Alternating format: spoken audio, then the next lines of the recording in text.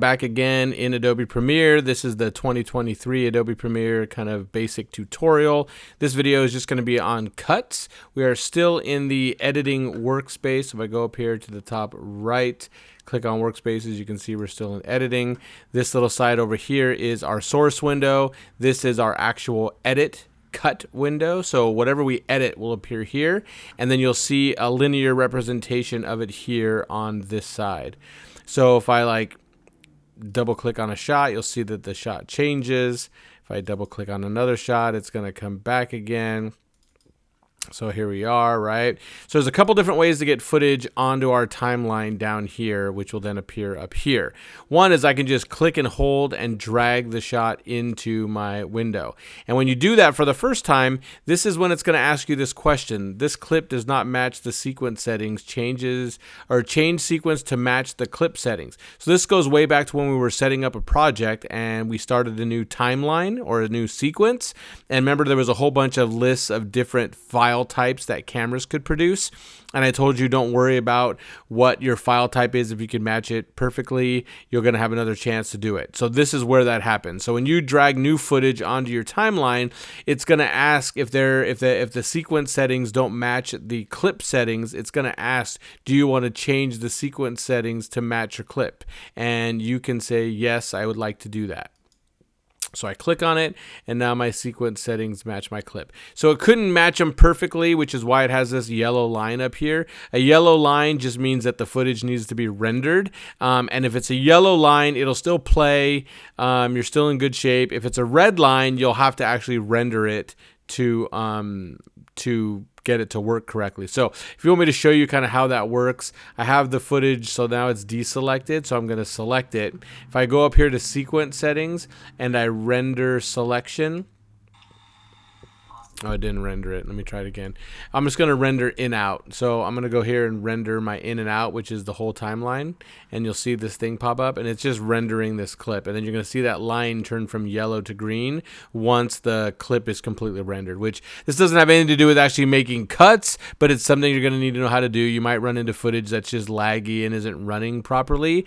And the best way to kind of fix that is going to be if you render the clips. Another thing that you have to deal with, it depends on the size of the footage that you're using, whether you're using 1080p or 2K footage or 4K footage. Over here, you'll see this has to do with the playback resolution. So if you're using very, very big footage, you might not be able to play it back at full resolution. Right now, it's like predetermined and putting me at quarter resolution, which is totally fine. I can still see the footage just fine. And when you're dealing with really big files, you might have to move it to 1/8 or 1/16. Okay. So right here, I've put my whole clip on the timeline.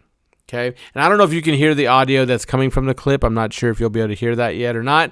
But right now there's the slate and all the good stuff. We don't want all of that in the cut. So the director's going to talk. They're going to get the shot set up. Okay, see, we got all this stuff going on. And so the director just said action. So again, I'm not sure if you can hear that. So right here is where the director says action. So let's say I want to start the shot right there. The couple of different ways I can do it. I can grab the footage like this. See, I got an arrow pointed to the left. Now I have an arrow pointed to the right. If I click and drag, I can take the footage all the way to the end there, and then I'm dialed in. And now my clip will now start in the spot where I just dragged the clip. So there we go. Okay, so that's a good start. That's a good way to make a cut. If I hit edit undo, it's going to just take away what I just did. So another way you can make a cut is I can go over here to this razor tool, click on it, take that razor tool over to my cursor, click down on it. Now my two shots have been separated, so now I've cut it. Now this little bit right out here is stuff that I don't need, so I can just delete it. Okay, and now I have my shot. Okay, so we're sitting there watching, nothing's happened, then the girl's going to pop up and ask a question. So we're like,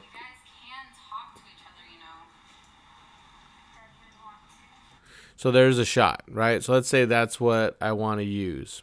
Okay, so now the shot's getting kind of small, right? So I can actually make it bigger or smaller by grabbing one of these two ends of these circles here and this bar. And if I click on it and drag, you can see how it's making my clip bigger. So it gives me something more to look at and use. Okay, so let's say we want to know, what is she looking at? Okay, so let's grab this shot of him, and he's looking over at her. And there's the slate and everything. You can see I've already got it selected, so I'm going to kind of show you how I've done that. So that's the other way you can add footage to your timeline. So I'm going to go right here, and I'm going to start with his head down. And you can either, this right here is a mark. Okay, so this one's mark in, and this one is mark out. So mark in has a keyboard shortcut of I. You can see it right next there, right next to the word. And over here, mark out has a keyboard shortcut of O. So you can hit I to in mark something and O to out mark something. So let's say I want to change this mark, my in mark, to right here. You'll see the little grayed out area move when I click it. See how it moved over? And then let's run the shot. He's looking at her. He's looking at her. He's looking at her. And then he looks down and looks away. So I'm going to hit O here, or I'll click on this. And that's kind of a long shot, right? That's kind of a long clip. So what I might end up doing is coming back over here, and maybe I'll change my in mark to right here. So I'm going to go back to in mark and hit in, and it changes. And now I'm going to drag this down, and all it's going to grab is the new footage. It's not going to grab the whole shot. It's not going to grab all of this, and it's not going to grab all this. It's only going to grab the footage that I selected. So that's another way that you can grab footage. So I'm going to come here, and they're looking at each other. So let's say right here, I'm looking at it. You can see right now, you can see both shots are on top of each other. So the way this timeline works is whatever footage is on the top, okay, whatever footage is on the top is the footage that it's going to reference. Okay, so I have her on the bottom here, and then I have his clip above. So that's how it's going to make that cut, right? So let's say right here, if we sit and watch this, she's just sitting there looking for a long time, right? She's looking, she's looking, she's looking, and then the guy comes in, okay? That's kind of a long time. So let's kind of cut that in half. So what I'm going to do is I'm just going to drag this footage and bring it over a little bit.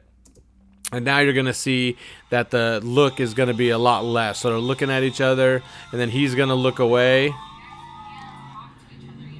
And then, so that doesn't seem to work because it doesn't cut very well. Okay, so we're not terribly interested in that, but I'm just going to shorten that up, and then I'm going to slide it over. So let's look at it now.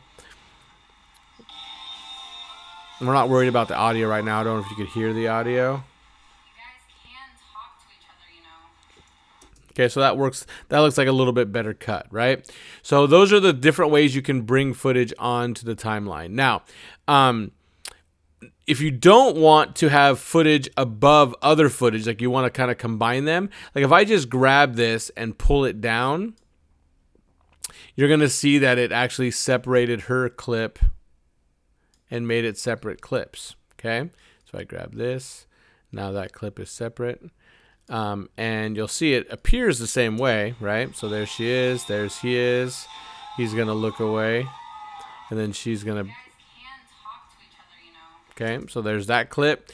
Now, that's how you make cuts. So let's just say I want to add a transition. So let's say I don't want it to be a hard cut. I want it to kind of fade or dissolve from one to the other. So one of the things I can do now is I can go back up here to Workspaces. I can go to Effects. And now I have access to all these other options that I can use. So I'm going to go to Video Transitions. And these are all my dissolves. Okay, so let's say I want to dissolve or cross dissolve from one shot to the other. And you can just try these out and just see which one works. Actually, I'll try this film dissolve. I'm going to click on it and hold and drag it over one of my cuts. So now you can see, if I zoom in a little bit too, you can see that there's an effect over that cut. So this first cut will be a hard cut.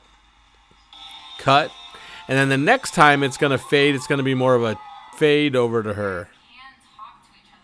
Okay, so let's say at the end of the scene, I wanted it to dip to black. So I can grab this dip to black and put it at the end. And now we'll have kind of a way, you know, we'll have kind of a sequence that's cut. You guys can talk to each other, you know.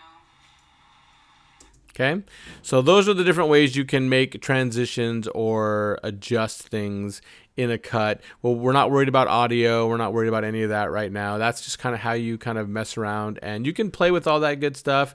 I'm going to go back to the editing window or the editing workspace.